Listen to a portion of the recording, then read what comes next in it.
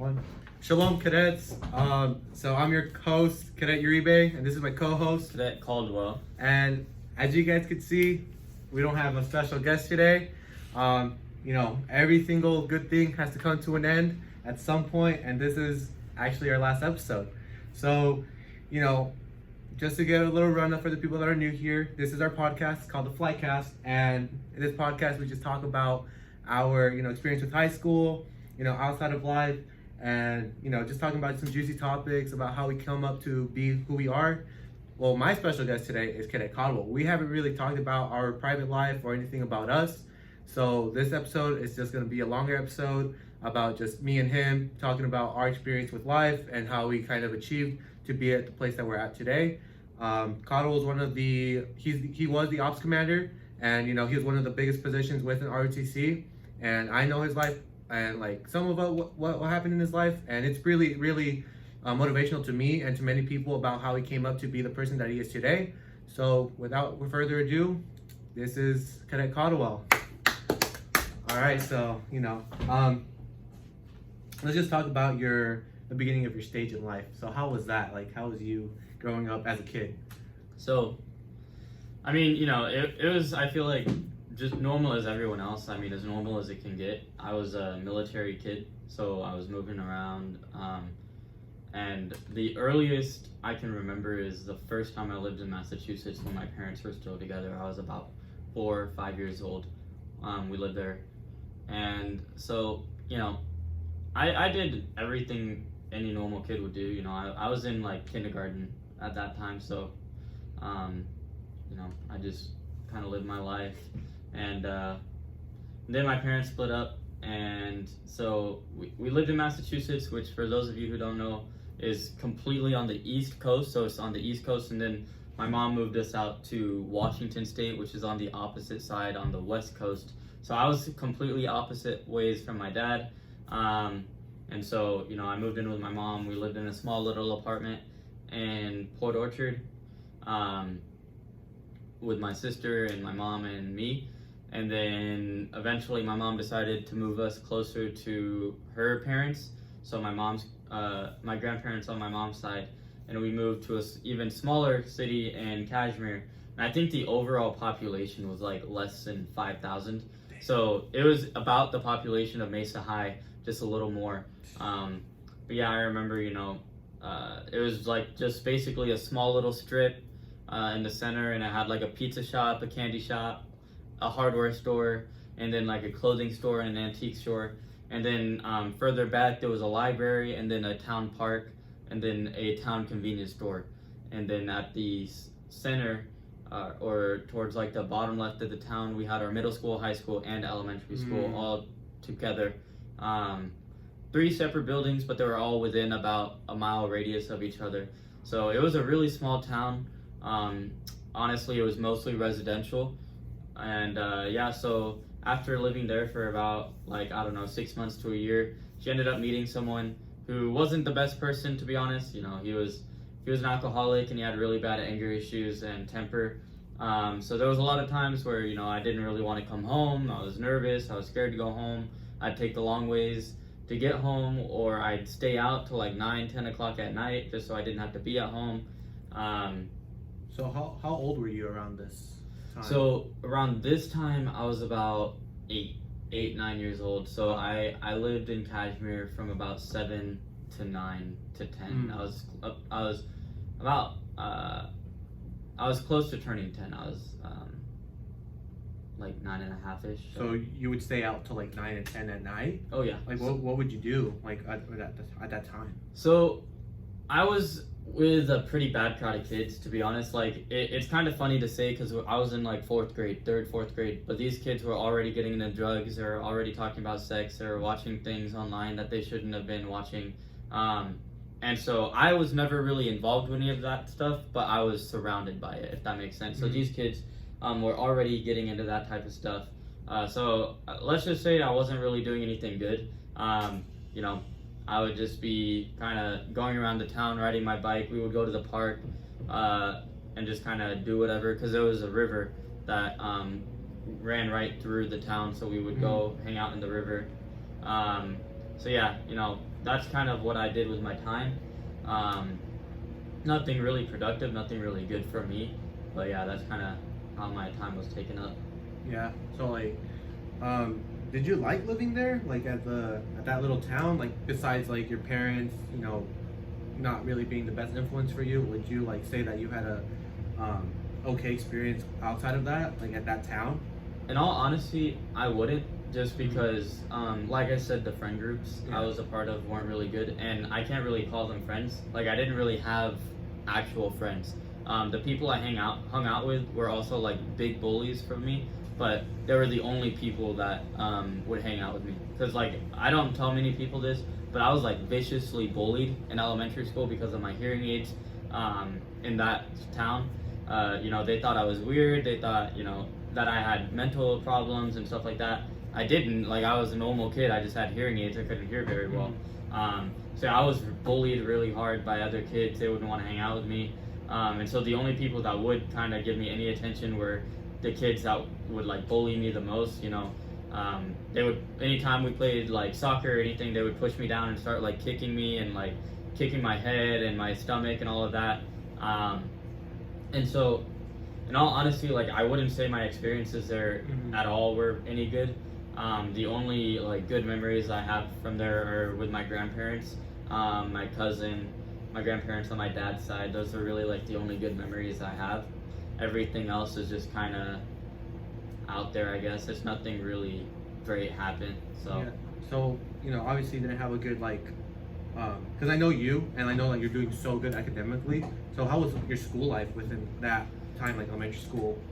So it was kind of interesting because academically I was doing fine, like, and part of it was because of my mom's boyfriend at the time, they're now married, but I was kind of scared to fail because anytime I did fail, I could expect to get hit with something. Like, he was a carpenter, so he would like threaten to make things and do things like that. So it was kind of tough because I never really had the option to do bad in school. So I always did well in school academically. Now my issue was I was a pretty troubled kid, so I would get in trouble almost every single day. We had these things in elementary school called refocuses, and it was basically like a timeout in a way. So they would get a little slip of paper and tell what you did wrong, and you'd have to like write down the things you did wrong, and then kind of like think about everything you did. And eventually those turned into detentions and then suspensions and stuff like that. So I would get those almost like 2-3 times a week, on like just every year that I was there. I lived in that town from my second semester of first grade all the way up until fourth grade. After I finished fourth grade, I moved in with my dad. So, after she got with that guy, everything kind of just went downhill for me. And I don't really know why. I can't really explain to you what was going through my mind. I was a child, so fear and anxiety kind of takes over. So yeah, I wasn't like, it was kind of weird because yes, I was a good student, but I wasn't a good kid. Yeah. So that's kind of everything that happened. Yeah. So you said that you moved in with your dad, so you moved out fourth grade, like ending in fourth grade. So fifth grade and sixth grade, you were with your parent, you were with your dad, right? So how was the transition? How was that transition like? It was kind of difficult. It was kind of I don't know how you put it. Like, when I first found out I was moving in with my dad, I was kind of dumbfounded, just because I was told by so many people, there's a very little chance you're gonna get to move in with your dad. Like, the lawyer that we had honestly didn't want to take our case because there's just a precedent in child custody cases where the mother routinely gets to keep the kids, even if it's not in the best interest for them, just because the judge thinks that they're more capable of handling the kids.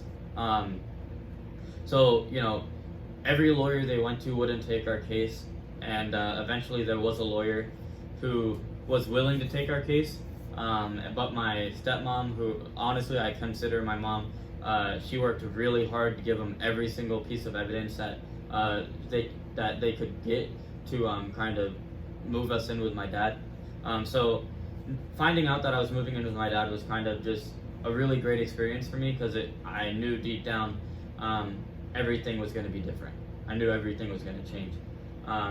So the first 3 years I lived with my dad, so 5th, 6th, and 7th grade, were honestly probably the most difficult because it was like a grieving process. You know, you're learning to deal with not having to go through abuse, not having to go through neglect. You're learning to be loved again just because you didn't get that like routinely. You know what I mean? So it's kind of difficult going through those difficult situations. But so yeah, it was kind of, I had to go through therapy for a while, and I never liked going through therapy. Like I've always been a person who likes being independent. I've always liked not feeling like I have to rely on other people. So I never liked going through therapy, but it was kind of a necessary thing that I had to go through just to kind of cope with everything I went through. So the transition was tough, but eventually, like in 8th grade, I kind of just made the switch. I was like, you know, and I remember almost, I couldn't tell you the exact day, but I remember it was sometime in like November, probably November, December, where I was just like, you know, I'm tired of being depressed. I'm tired of being anxious. Like, I have so much more to look forward to. And I was a great student in middle school. Like, I got straight A's. I never got a B in middle school. Kind of like high school. I was always a straight A student. I always worked really hard. I just had depression, and I had anxiety, and I had fear, you know. And so once I hit 8th grade, I was like, why am I letting these past experiences kind of hold me down? Because I'm not living in them anymore. It's like, I shouldn't be allowing myself to be defined by the things that happened to me. And that's just where everything flipped a switch. Like, I started making so many friends. In 6th and 7th grade, I had basically 0 friends. In 6th grade, I made one friend who was a really good friend of mine. I haven't talked to him in a long time, but you know, he was like probably my best friend. You know, we would hang out all the time. And he was a really good guy. And after that, like, I didn't really talk to anybody. I didn't meet anyone. I was the kid who sat alone at lunch. But then once 8th grade hit, I kind of just started setting off. Like, I kind of blossomed from there. So like, I can't tell you why it was I decided to make that switch. It just kind of happened. It just came a point where I was just tired of moping and tired of being sad about myself. And I was like, there's no point. You know, I need to be better than who I was yesterday. So at that point forward, I just kind of set forward and kind of just took every opportunity that I had. So I know that you told me that, like, I think middle school you joined speech and debate, right? It was my freshman year. Oh, yeah. freshman year. So I feel like we kind of ran through all of 7th grade and 8th grade, but I know it seems to me that it was very difficult for you to like transition, obviously. So what was the question I was trying to say? What would you say was like one of the things that your dad or your mom, your stepmom or your mom would like, I guess, how would I say this?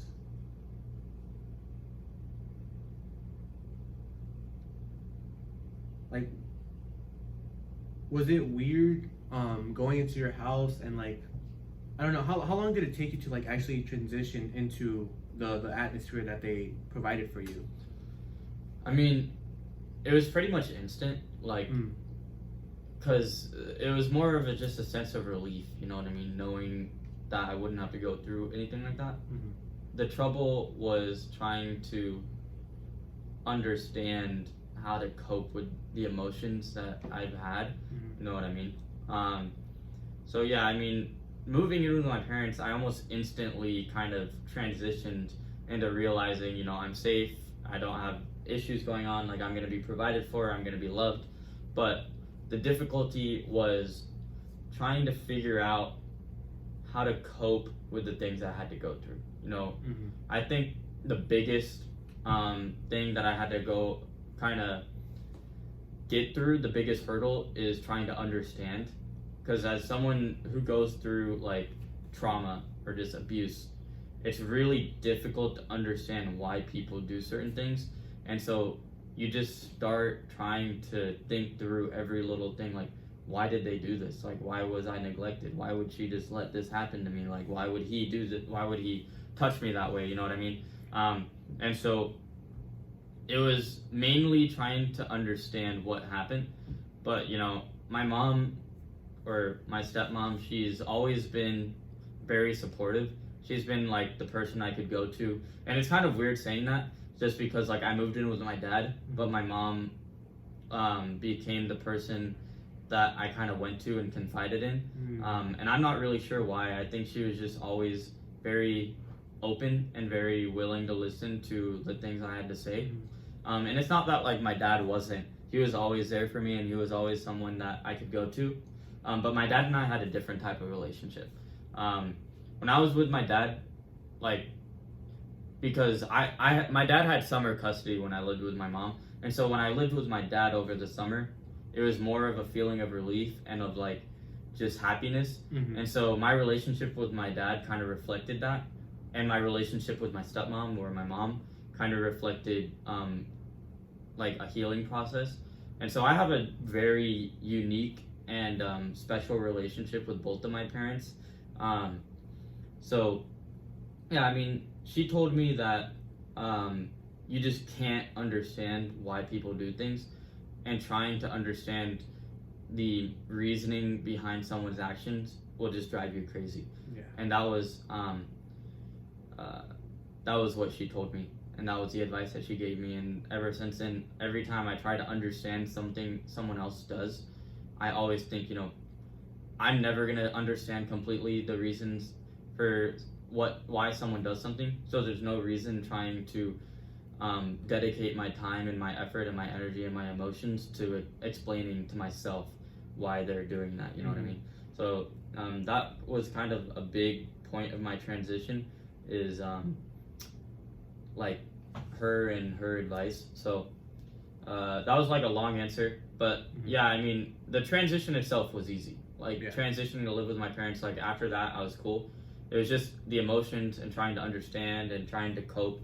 That was really the drag and the hard part, which I didn't completely get over until like 8th grade. And I'm still not completely over it. Like I still have moments where, you know, I'll get panic attacks. Like I'll just randomly start getting deep anxiety. I'll just get like deep depression. I wonder what I'm doing, you know what I mean? But like overall, I've coped and I've understood my purpose and I understand like that what I went through isn't what needs to hold me, you know what I mean? So tell me a little bit about because you moved to Texas. I don't think we clarified that. Like how was it a big, like not just like moving into your parents' house, but like moving into that like Texas itself?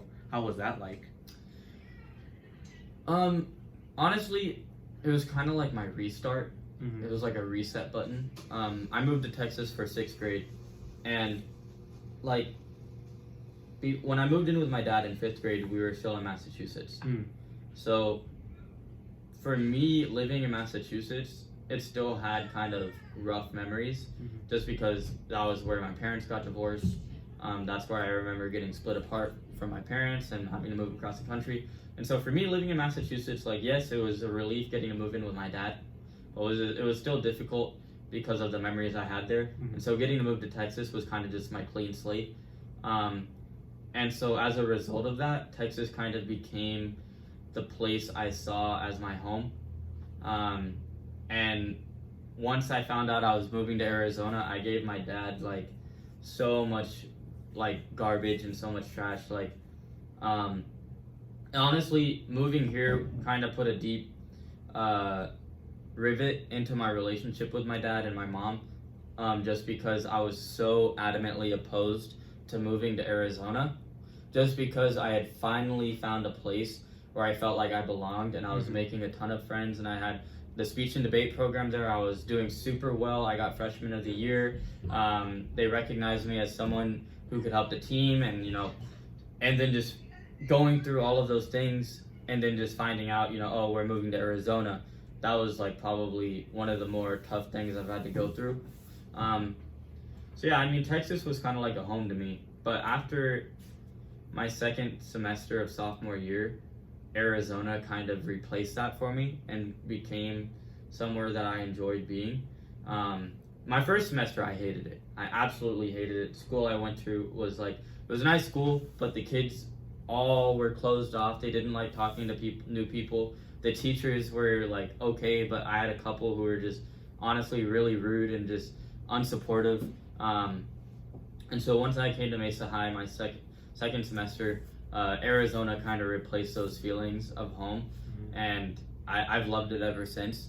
Arizona has been some place, you know, it's bittersweet. Like, I did move away from a lot, but I came to a lot as well, and I learned a lot of lessons that I think were important for me. So yeah, so I think we kind of like skip, because you said some things about what you did in freshman year.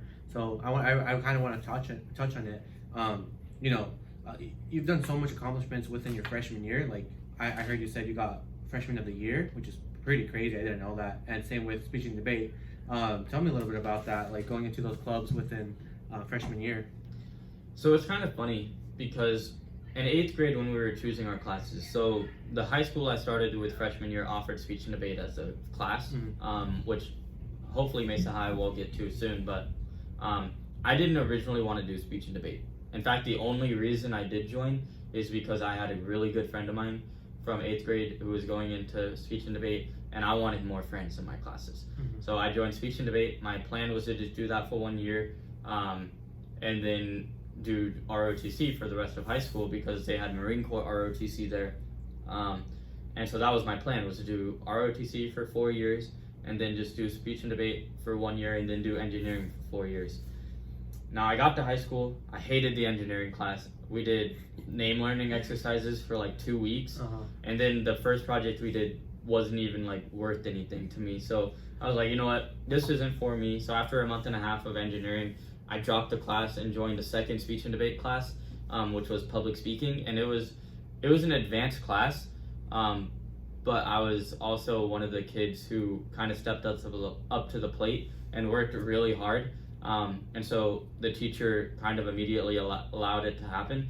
And one of my other good friends, the guy who actually was the reason I joined speech and debate, he ended up joining that class as well with me, and we both had 2 speech and debate classes.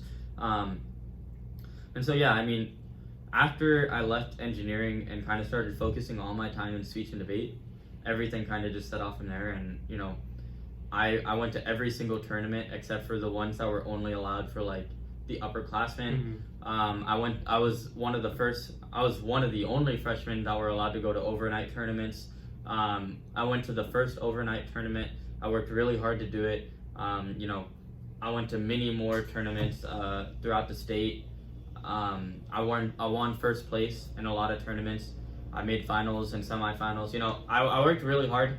And so speech and debate kind of is gonna have a place in my heart for as long as, you know, as long as I remember. Like, it's going to have a place for me.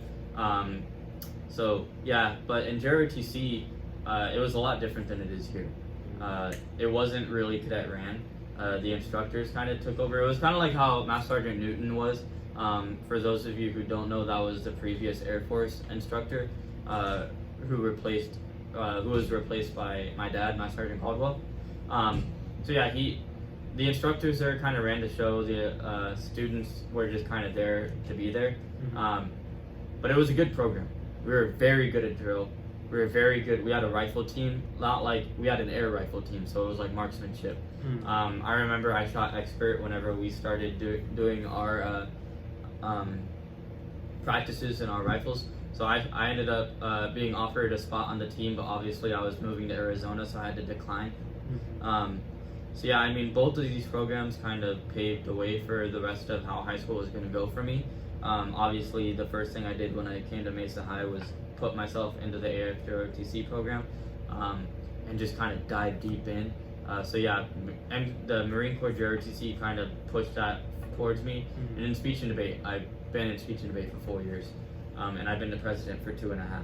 So I've worked really hard in speech and debate to kind of get myself to where I am. So yeah, okay. So let's move on to sophomore year. So you came in sophomore year, but I know that you moved a lot, didn't you? Like high schools, you moved to like what, 3 different high schools? So how was that? Like, you know, did you make friends and then you had to leave them again? Like, how was that? So my freshman year was the first high school I had to leave. So I left Hayes High School in Texas, went to Benjamin Franklin Charter School, which is in Queen Creek, Arizona. And the thing about this school is it starts from 7th grade and goes all the way to senior. And the school itself only had like 1,200 kids. It was a small high school, and that includes all grades from 7th to senior. So there was probably about 100 seniors in the graduating class, maybe even less than that. And the thing about it is all the kids were completely closed off because they started in 7th grade. I got there my sophomore year, like 4 years after everyone has already kind of started, or 3 years after everyone has already kind of made their friend groups. And so it was kind of the same situation as when I first started middle school. Like I sat alone, I didn't really make any friends, and the teachers there didn't really help. And on top of that, it was very strict, so you had to dress a certain way. You weren't allowed to have your phone at all through the whole day, even at lunch. Like you weren't. It was a no phone policy. They expected you to socialize with everybody. But so the issue with that is I was completely by myself. There was no one that I really could go to. So it kind of just reinforced that depression again, because I didn't want to be in Arizona in the first place, and then I didn't like the school that I was at. And then I'm not going to go very into depth with it, but the speech and debate coach that was there ended up giving me a panic attack just because they weren't very supportive. And as someone who went from being like freshman of the year in speech and debate and who worked really hard to going to a coach who didn't really care about the program and wasn't really supportive, it just kind of put a lot onto me. And I just decided that it wasn't a good fit for me. And Mesa High School that actually started their speech and debate program again that school year with a national known coach. He gets invited to Harvard, he gets invited to Yale, he's a nationals chairman, he's the Arizona speech and debate chairman. Like he's well known across the country. So would you say, wait, so you moved to Mesa High right after that high school? And for that reason? Yeah. Oh wow. Because I knew that the speech and debate program was going to be good here. It wasn't the sole reason. Like obviously my dad was here. I knew the Jrotc program was something that I was interested in doing. But the main reason why I wanted to come here was because I knew the speech and debate program was going to be really good. So why didn't you move here when you moved here, like here Mesa High? So when we first started looking, Mesa High School didn't have a speech and debate program. That was the most important thing to me, was getting to do speech and debate.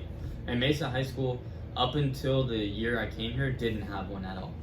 And so the school I did go to, they had a speech and debate class. And so I figured they were at least somewhat in tune.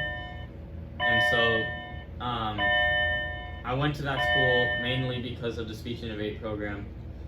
And, once I realized that it wasn't as good as I thought it was, my dad had mentioned to me that Mesa had started one.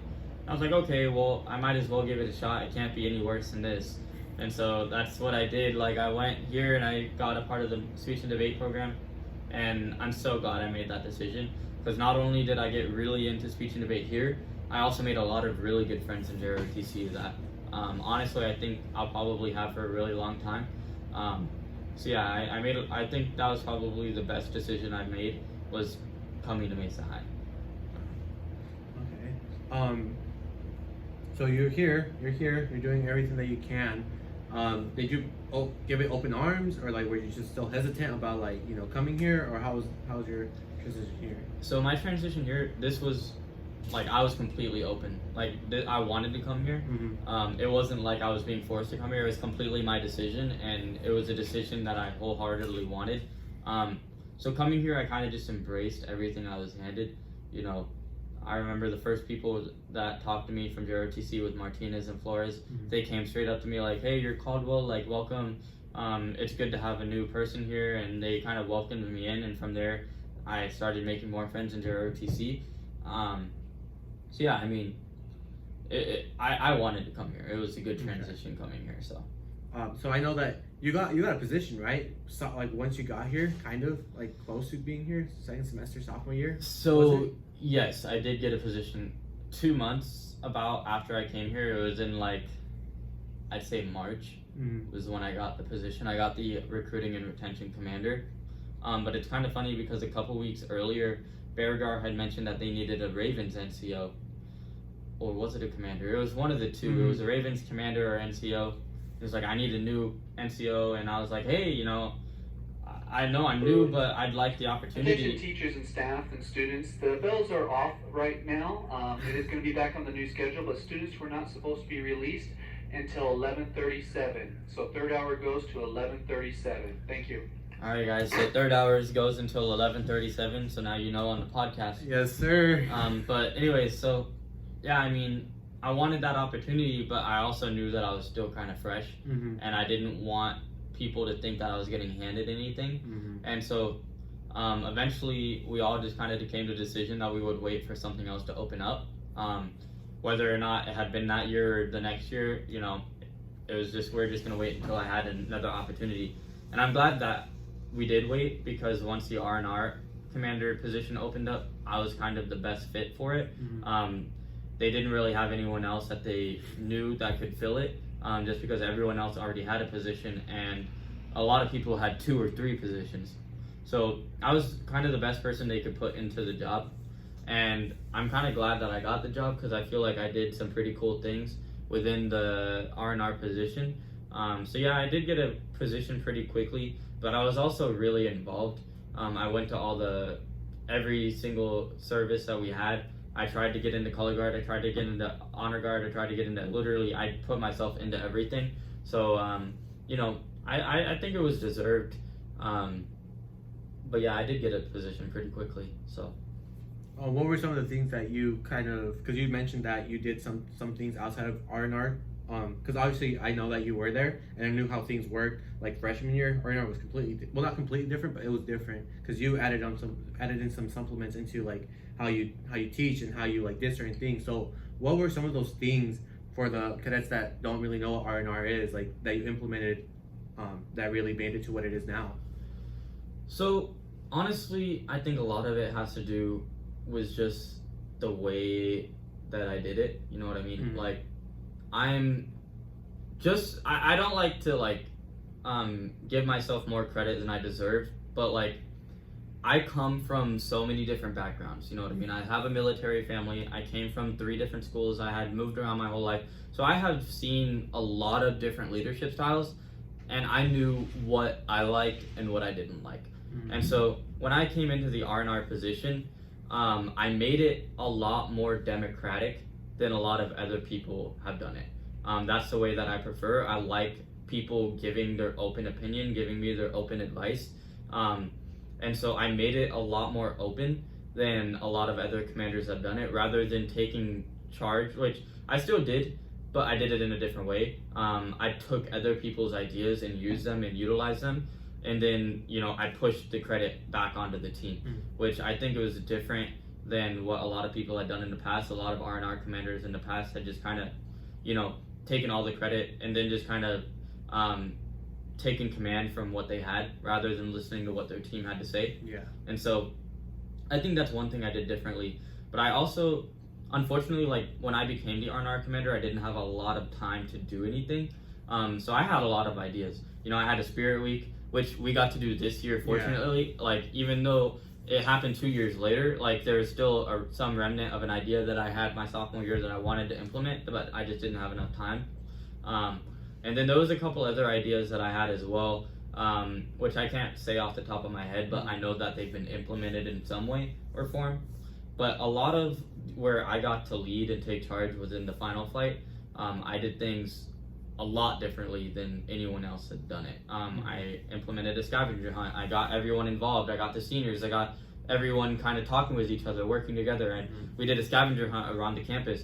And then after that, I was the first person to introduce the most likely to certificates, where we, as an R&R, came up with like most likely scenarios for the senior class. Like we had, I remember Soto, he got like most likely to wear a onesie to his wedding. And then like one of the, JD and JT, they both got like most likely to become a model and basketball player. Like I remember doing these different most likely twos, and I was like the first person to kind of bring that idea in, but then have other people kind of bring in their stuff as well. So you added more juice into, like, more flavor into the position itself. And I feel like ever since that moment, I feel like lots of other commanders, you've influenced many commanders to like do the same, you know, like with Curtis, she also, you know, implemented her own ideas with like choir and with like all these other, it's all about experience, guys, like literally putting in your experience from other situations that you've been through, whether that's like joining clubs, schools, anything there is. You know, if you have experience with certain things and just implementing what you've gotten and what you like learned and what you've achieved, what works for you and what you like, then that's why you implement things within you know, your position, or whether it's your position, your job, anything, you know, anything in life in general. But yeah, let's move on to junior year. I feel you've made it really known that this is like your peak. You think this was your peak and this was, you know, your best year. So tell me a little about it and why it was your best year in your opinion. So, going into my junior year, I was offered the Chaos Commander, which for those of you who don't know is our Kitty Hawk Air Society and our Honor Society. And like, I was pretty honored to have that opportunity. And the reason I'm so proud of what I was able to do in this position is because I completely changed it from what it had been in the past. In the past, especially, so for those of you who don't know, like the things that go on with Chaos, you have things like the Chaos Initiation, you have things like Honor Flight, Cadet of the Quarter. When I took this position, I made things, because before I took the position, it was very subjective. You know, Honor Flight was kind of just like, you know, who everyone thought was doing the best.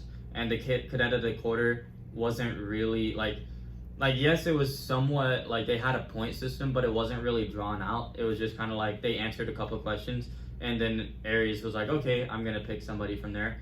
And Aries was our previous Chaos Commander. And so what I did when I joined Chaos is I created a point system for Honor Flight.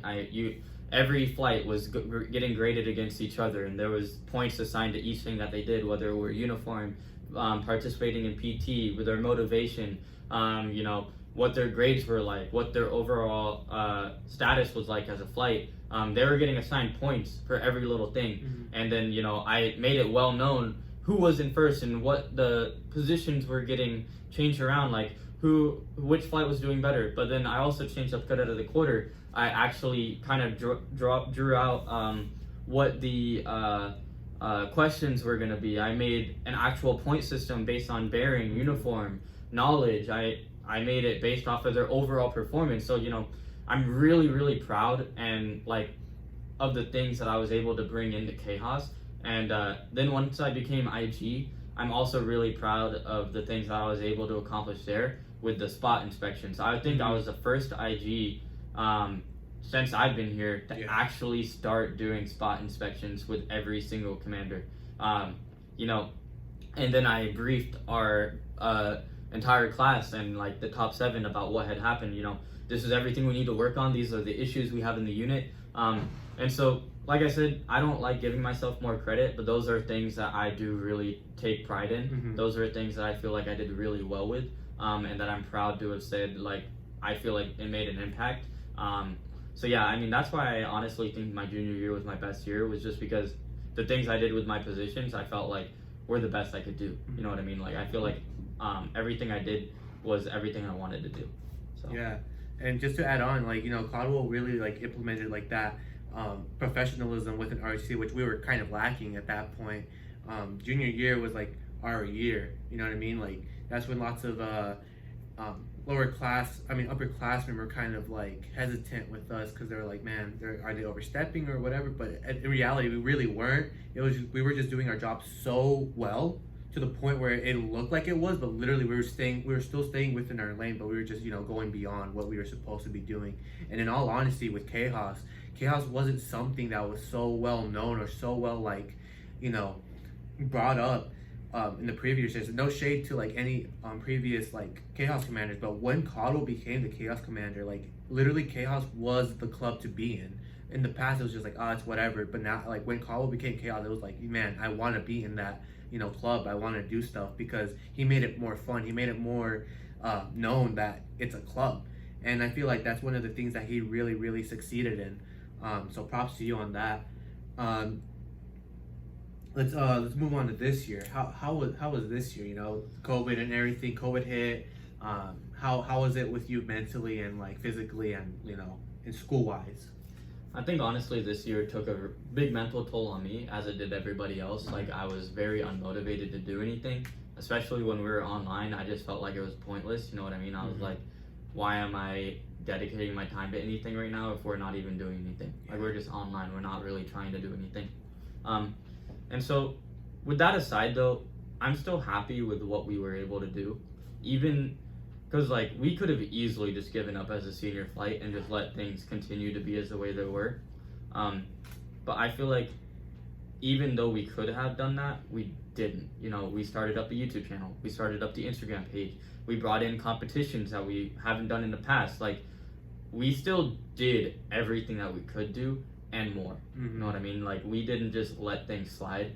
We still tried, we disciplined, we added new things, we created new opportunities. We did something brand new with CTX where we spread it. We had to spread it over a whole week.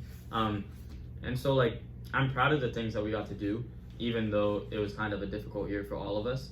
So yeah, I mean, it was just kind of a tough and weird time, to be honest. But you know, I think we did good. So, you know, one more question, and then we'll just like wrap it up a bit. So, what was your favorite event with an ROTC? You know, we had lots of field trips. We had many things. You know, you've been here since like sophomore year. You did quite a lot. So, what would you say was your favorite activity? And you know, was there a certain point in the activity where it was like, you know, I don't know, like maybe change your mindset about things or your outlook in life or something like that? Specifically within JROTC or JROTC related? It could be whatever it is, JROTC related. So I'll start with specifically in JROTC and then kind of move on to my favorite overall JROTC experience. My favorite activity in JROTC was probably Feed My Starving Children. You know, I say all the time, you know, Biking Fitness Challenge was like my favorite event that I had to go to, but I think that Feed My Starving Children was probably the event that kind of changed my entire perspective about everything. You know, when we went there and we learned about all the people who really do struggle, it kind of just made me realize even more that I was where I wanted to be, and I wanted to do more to help people rather than just kind of sit back and let things be the way they are. So I honestly, like, that event I think was pretty pivotal for me, and that happened our junior year in November, by the way. So I think that event kind of just told me really about who I was and who I wanted to be and who I wanted to help. And so that was kind of a pretty meaningful event for me. Now, my overall favorite experience within JROTC was the AZYLC, which for those of you who don't know is the Arizona Youth Leadership Conference. I learned more in that conference than honestly I think anywhere else.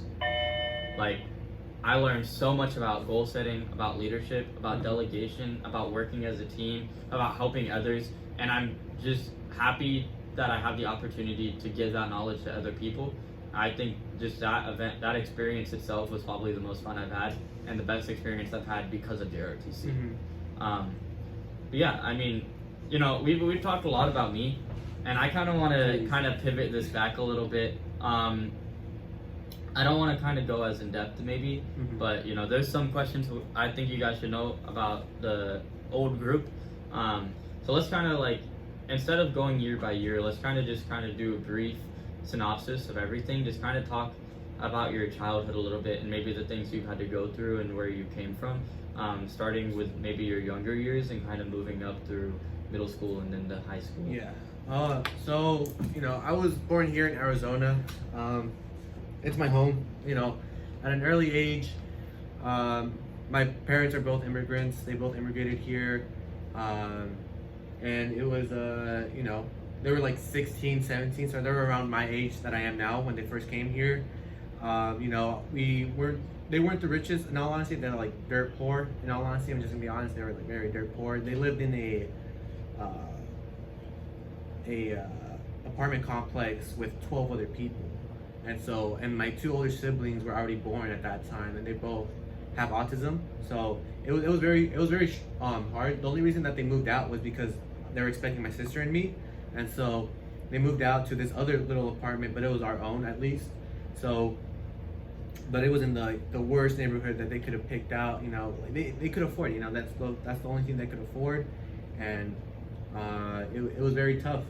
You know, at an early age, my sister and I were put into, mostly my sister, she was put into so many responsibilities, and she had to mature a lot faster because she had to take care of my older siblings. Because if you guys don't know, autism is just it's a disease, well, not a disease, it's a disability where they're just not as caught up to date with people like, you know, with people like us. I wouldn't say that they're not normal.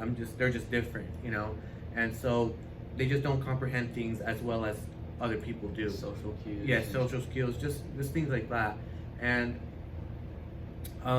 you know, it was very difficult. I never really had a father figure nor a mother figure, because like in all honesty, my sister was a lot more of a mother figure to me, because she was there a lot more than my mom was. You know, they were just trying so hard to pay rent and to go, you know, get by day. They were living paycheck to paycheck. My dad worked 3 jobs. He was never home. He would work at 2 car washes, and then he would work as a chef or as a busboy at night. My mom, she would leave like early in the morning, like 3 in the morning, 2 in the morning, and she would come back like at noon. So we didn't really have anyone to like take care of us, and so it really sucks that my sister had to go through that, you know. And as we got older, we had to go to my siblings had to go into school. So obviously I was the youngest. I'm the youngest of 4, and they had to find a babysitter. They couldn't afford it. So luckily, my mom, she had friends, and her friend's mom decided to take me in, or take care of me and take care of my sister as well. Sometimes we would go to her house, and you know, I don't really remember this like so vividly, but you know, we did get abused by them. We like, it was just you know, it was just weird. My mom, it was the last choice. We didn't really want to talk about it, just because they would threaten us to like, I don't even know what they would threaten us with, but they would just be like, you know, things will turn out bad if we were to speak up to our parents about it. So it was very hard until my sister actually stood up for us, and she told our parents, and you know, that was that. My mom decided to kind of lay back with work, same with my dad, and spend more time with us, try to like, you know, work with us and stuff. But at the same time, you know, we were still living paycheck to paycheck, and so now it's kind of more difficult for us to pay rent, because you know, they wanted to take more time to take care of us at least. Luckily, my mom, you know, she took the idea to like get out of work for a little bit and to spend more time with us in the mornings. And my dad still had more jobs. He was a very stressed out guy, which led him to, you know, pick up bad habits as like smoking, and like he was an alcoholic at the time. You know, he was really into those type of things just because of the stress was getting to him and all these other things. So